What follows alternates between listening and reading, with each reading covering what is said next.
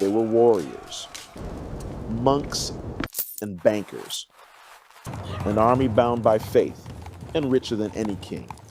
For 2 centuries, the Knights Templar shaped the fates of Europe, guardians of secrets, protectors of relics, and keepers of unimaginable wealth. But on one October night in 1307, everything changed. The Pope turned against them. The King of France ordered their arrest. In one sweeping act of betrayal, thousands were captured, tortured, and burned. Yet the treasure, the legendary fortune of the Templar Order, vanished without a trace. Gold, silver, sacred relics, documents that could rewrite history, all gone. Witnesses claimed that on the eve of their destruction, a fleet of Templar ships slipped quietly out of the port of La Rochelle, disappearing into the mist of the Atlantic. Some say they sailed north toward the wild shores of Scotland. Others believe they reached even farther, to the New World.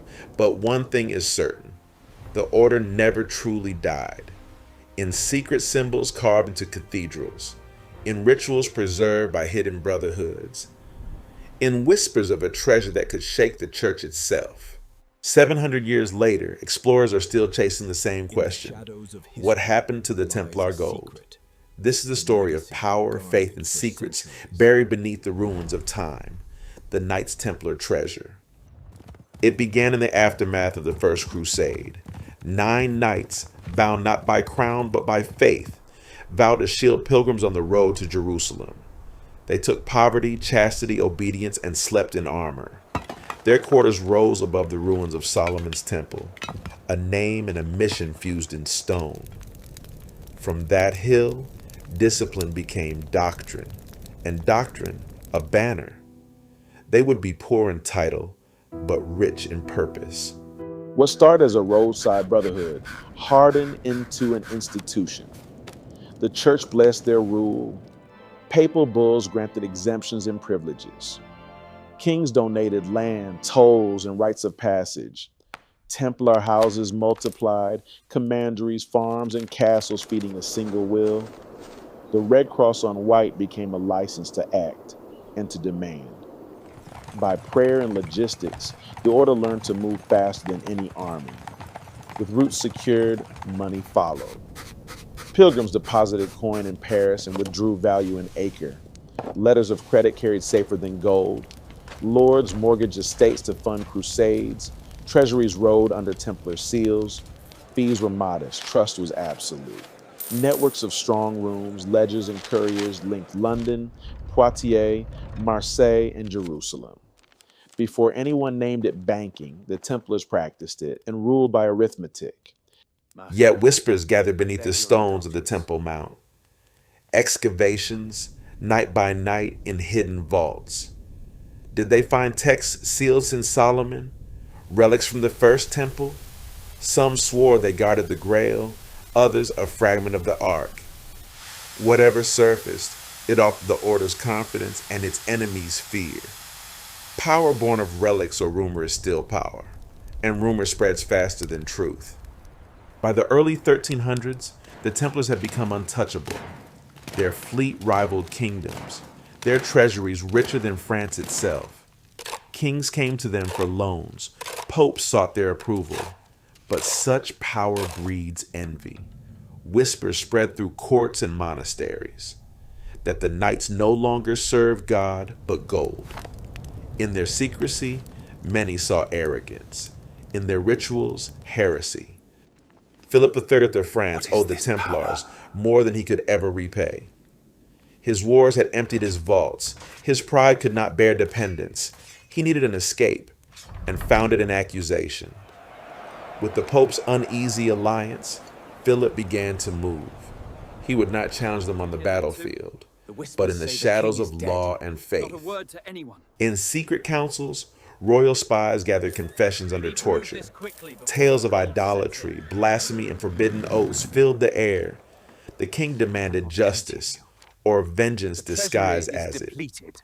And so, in the autumn of 1307, the trap was set. The most feared brotherhood in Christendom was about to fall. October 13th, 1307. Before dawn, the king's soldiers strike. Across France, hundreds of Templars are dragged from their beds, chained, beaten, accused of heresy. Their Grand Master, Jacques de Molay, is taken from the temple in Paris. By sunrise, the brotherhood that once ruled empires lies in ruins. Under torture, knights confess to crimes they never committed. Worship of idols, denial of Christ, dark rituals. But those who endured kept silent about one thing: the treasure. In the chaos, rumors spread. Chests of gold, relics, and sacred texts were loaded onto ships at La Rochelle and vanished into the sea mist. Witnesses claim 12 ships sailed west under night's cover, never to be seen again. Some say they reached Scotland, where the order found refuge under Robert the Bruce.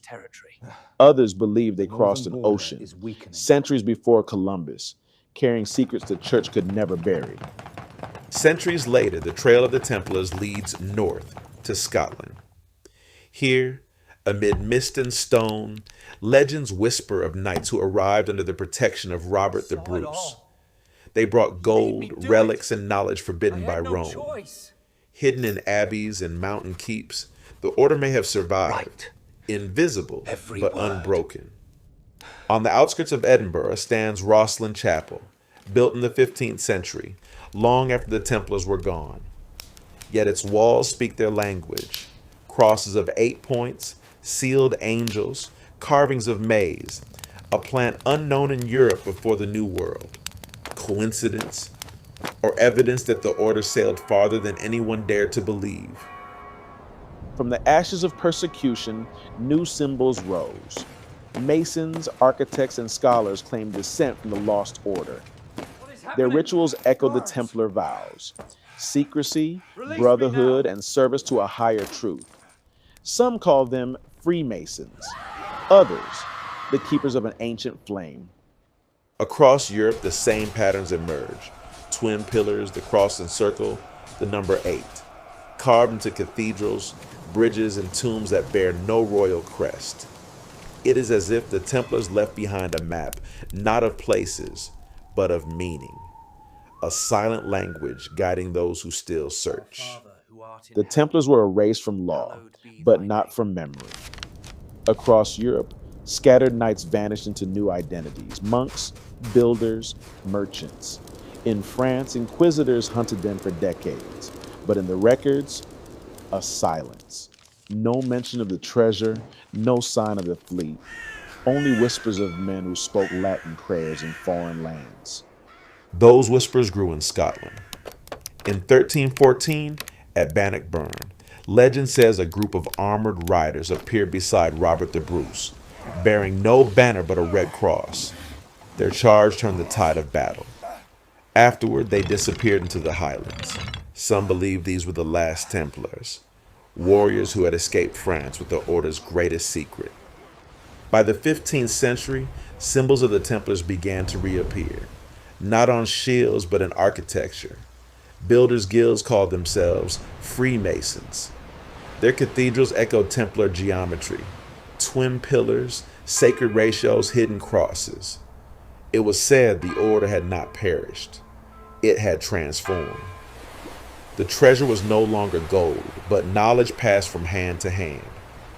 From France to Portugal, from Scotland to Cyprus, the same marks endure, carved into bridges, chapels, and tombs. Every symbol another clue, another fragment of a map left by those who refuse to vanish. 7 centuries later, the trail remains open, and the legend only grows deeper.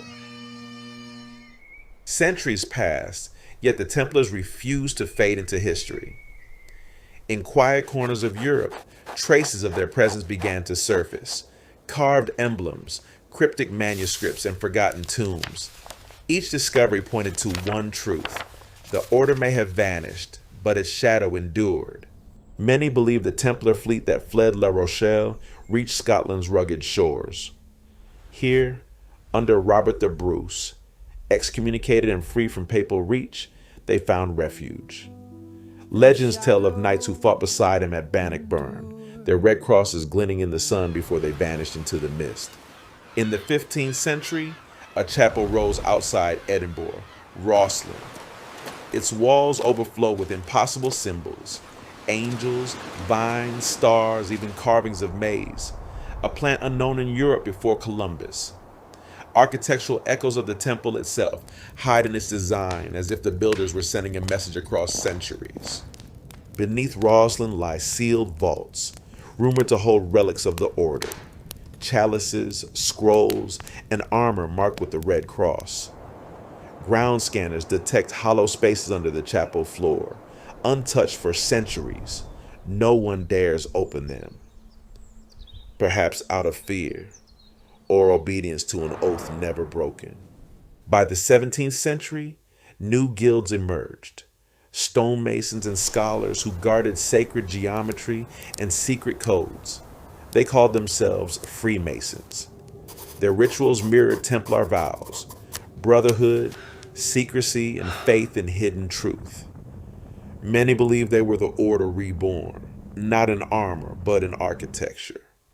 In France, Portugal, and Cyprus, ancient churches bear the same signatures: twin pillars, the equal armed cross, the number 8.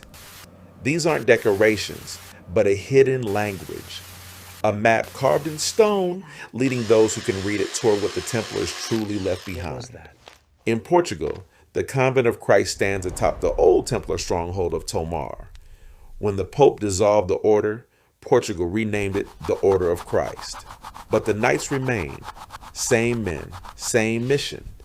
From here, their fleet sailed west into the unknown.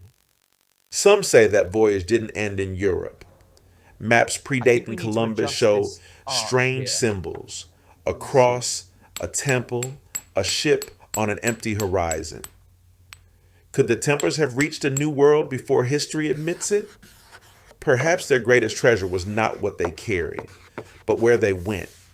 Across Europe, traces of the vanished order hide in plain sight. Old bridges bear carvings of the twin pillars.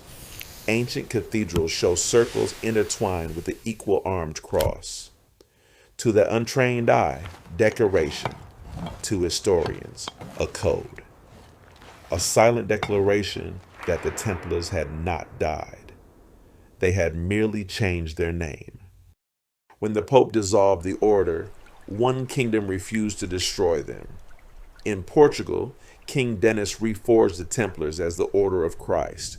Their fortress in Tomar became a sanctuary of secrecy, a labyrinth of towers, arches, and corridors carved with crosses and stars. From its docks, ships bearing the same symbols would soon sail toward uncharted seas. 2 centuries later, Portuguese captains, many former knights, began their voyages west. Vasco da Gama, Henry the Navigator, Columbus himself, all carried banners marked with the Red Cross. Historians ask, were these mere coincidences, or the Templars' final mission? To seek a new world where their knowledge could live untouched. From Portugal to Scotland, the same brotherhood endured. Builders, astronomers, alchemists, all traced their craft to a vanished source. The Freemasons called it the Light. Some scholars call it the Templar legacy. Different names, one purpose: to guard what power and faith had once condemned. Modern restorers uncover more than dust. Under church plaster, red crosses reappear.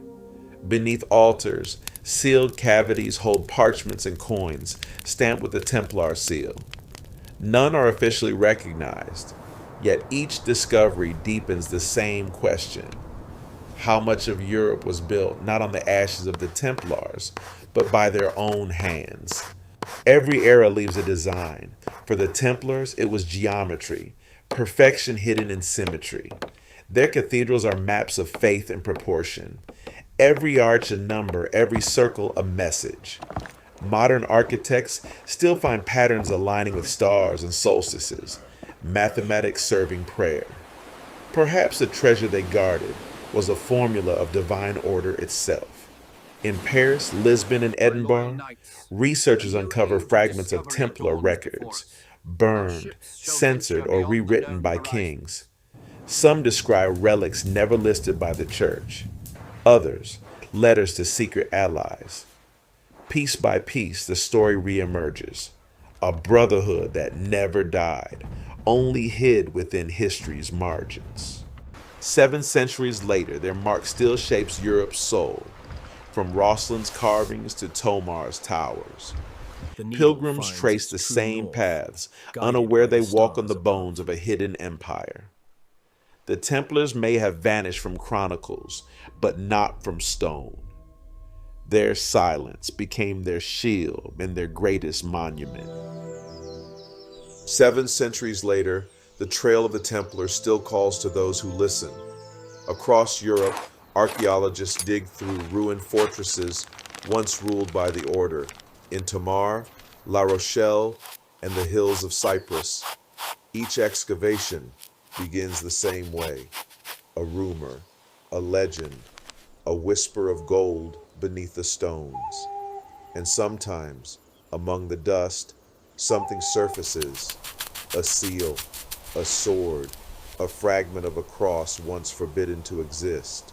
In 2019, a French team uncovered tunnels beneath the old port of La Rochelle, the same harbor from which the Templar fleet vanished.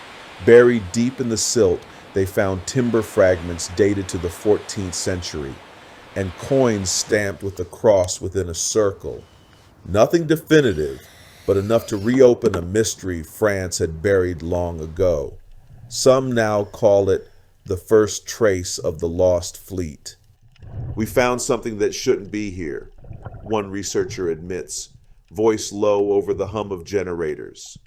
She holds a piece of carved stone, the Templar emblem, faded but unmistakable. Maybe not treasure, she says, but proof that they prepared to leave. And in that single sentence, centuries of speculation breathe again. On the island of Cyprus, where the last Templar stronghold once stood, ground-penetrating radar revealed an underground chamber sealed with limestone. What is that? Inside, no gold, no relics. Only scroll fragments wrapped in lead sheets. Carbon dating placed them in the early 1300s. Their markings, unknown. But one seal matched perfectly with the Grand Master's ring, a silent confirmation that the Order's final refuge was real. In France and Portugal, new technologies pierce through centuries of silence. Archaeologists now scan the ground with lasers, revealing networks of tunnels beneath Templar ruins. Every vault, every sealed passage tells the same story: rapid evacuation. It's as if the Knights knew the exact hour their world would collapse and prepared for it. In those hollow spaces, machines detect metal signatures far too large to be swords. Hidden in the archives of Lisbon, a forgotten chart resurfaced, drawn decades before Columbus. It shows land masses west of Europe, marked only by a red cross and the initials OC. Ordo Christi. For centuries, scholars dismissed it as fantasy. But now, with the rediscovery of identical symbols in Templar manuscripts, some historians believe this was no myth. It was a map of intent. In laboratories across Europe, fragments of lead-wrapped parchment are scanned letter by letter. Some contain prayers, others formulas of geometry and astronomy, lines referencing constellations, tides, and directions, not to heaven, but to horizons. Perhaps the Templars' greatest secret wasn't where they went, but what they knew. As the artifacts were studied, a pattern emerged, one that no vault could contain. Symbols repeated across continents, but not as markings of ownership. They were instructions, measures, alignments, references to stars and solstices. The same geometry carved into Roslin's pillars appeared in the manuscripts of Tomar. It wasn't treasure, It was a code for harmony, a bridge between faith, science, and the divine order of the world. Passage here. Through centuries of silence, the knowledge survived. Indeed, the Templar phrasing ideals suggests a reappeared in parallel secret interpretation. brotherhoods. Builders, scholars, Look closer at this navigators, geometry. each guarded fragments of the same See vision. how it That echoes through enlightenment, time. not gold, was the true gift of God. Perhaps that's why their enemies never found what they sought, because the treasure had already changed shape. It had become the minds that carried it. Today, the Cross of the Order adorns universities, observatories, and naval insignias. Few notice, fewer understand, but the lineage is there. The same geometry guiding architecture, astronomy, even modern navigation. The Templars vanished from chronicles, yet their fingerprints remain on the very structure of civilization. And so, after 7 centuries of pursuit, perhaps the answer lies not in gold, but in transformation. They didn't hide their treasure, they became it. Their silence outlived empires. Their knowledge built them anew, and their shadow still shapes the world. Through centuries of war and silence, one truth endured.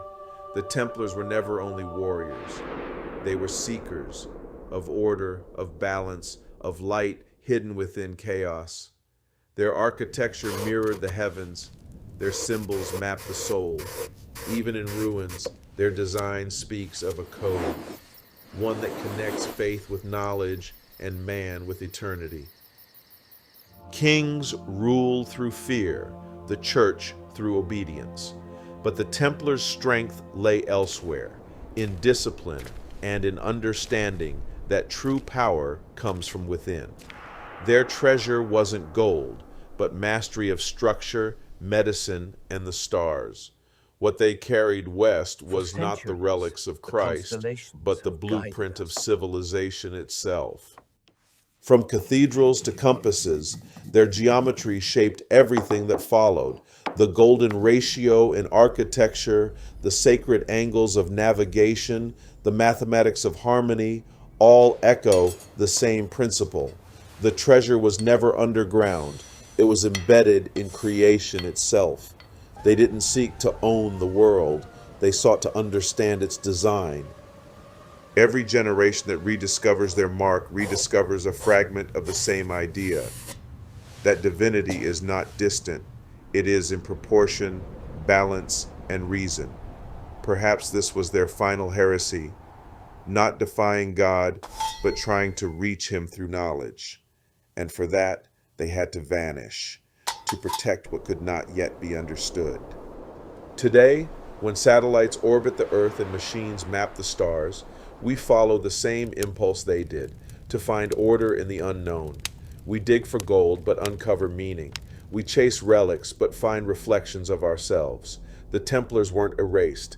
They were absorbed into the progress of humankind. Their knowledge became art, science, navigation, and architecture. It's in the patterns of the compass, in the numbers that build bridges, in the silence of the cathedral dome. What they once called divine geometry, we now call physics. The treasure evolved from myth to principle, from faith to fact. 700 years later, the same cross adorns research institutes and exploration vessels. Few realize what it means. It's not a mark of war, but of continuity, a reminder that discovery and faith were once the same quest. The order may have died in fire, but its circle was never broken. Night falls over the ruins once guarded by the Red Cross. Wind moves through empty corridors. Waves strike the old walls of La Rochelle. The world has changed. Kings forgotten, empires dust. Yet somewhere beneath the stone, the same pulse remains. The Templars' gold was never found, because perhaps it was never lost. On the horizon, ships drift through fog, their sails ghost white against the moon. History says they vanished, but legends say they sail still, carrying a message carved not in metal, but in time. A reminder that faith without knowledge blinds, and knowledge without faith destroys. Between them lies the balance the Templars once guarded. The map of the order no longer lies on parchment. It runs through the veins of civilization.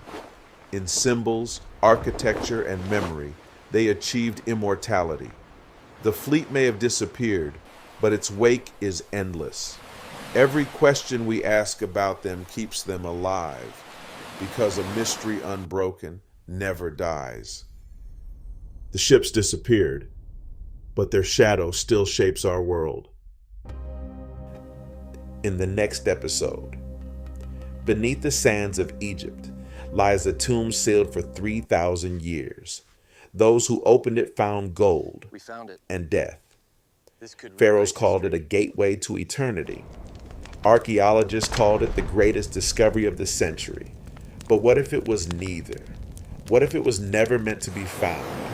The Pharaoh's treasure, the curse of the golden tomb, coming soon.